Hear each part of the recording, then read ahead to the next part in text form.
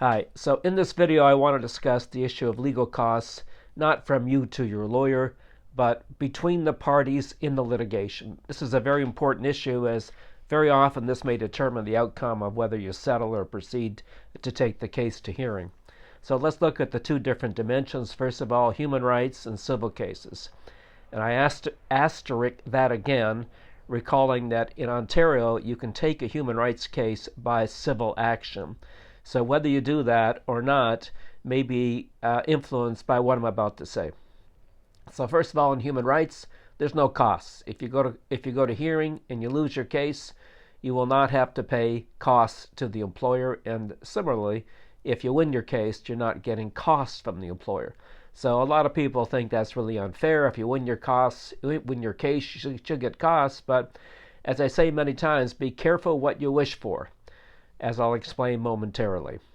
If you got a weak case, if you're thinking, I'm not sure if I'm going to win this or not, or maybe there's not that much money in the case, consider the human rights process, because you don't have to worry about winning or losing with the consequence of a cost penalty.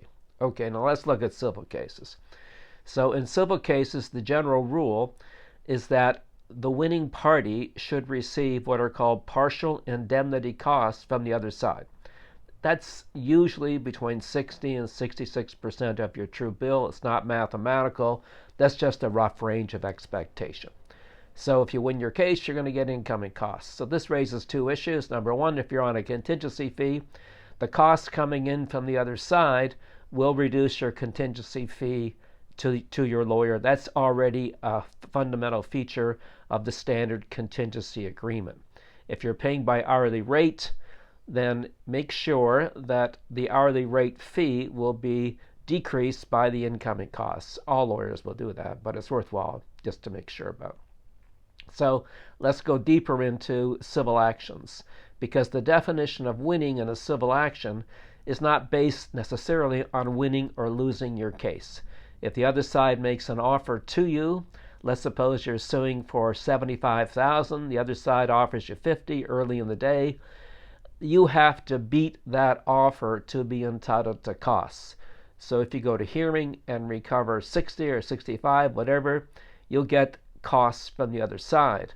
However, if you end up at $49,999, then not only will you not get incoming costs from the other side, you will have to pay outgoing costs to the other side, which is basically disaster. So when the other side makes a formal offer to settle, you should look at that with red alert. You have to be 100% sure you can beat that offer. Otherwise, tragedy will surely unfold. So beware of that. It's a very important issue. Let's discuss more issues, because I forgot what I was going to say. So when there's an offer made, most people will do what's called a risk-reward ratio. So let's suppose you're suing for 75, they offer 50, so the difference is 25, obviously. And you have to ask yourself, well, am I likely to beat that offer? And if I do beat the offer, what will be the incremental recovery I will receive? So let's suppose you think you can get the 25. So if you beat the offer, you get another 25,000.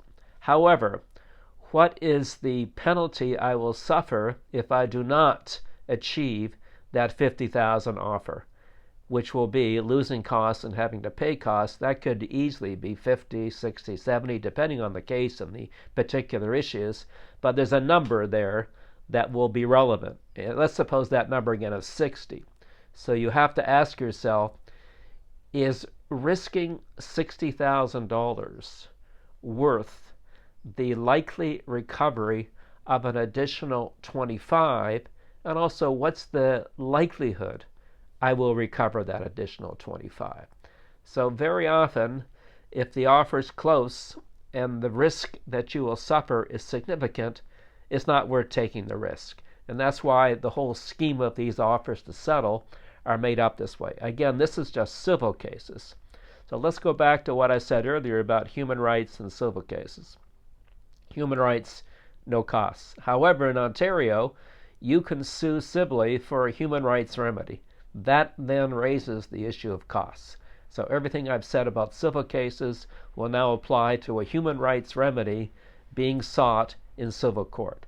Again, if you think you've got a shaky case on human rights, you have to really wonder if you should be in a civil court risking these costs that you may have to pay, whereas in human rights, you don't. I'm just checking my notes. Yeah, I covered everything, so be aware of all these things when you make your decision how you want to proceed.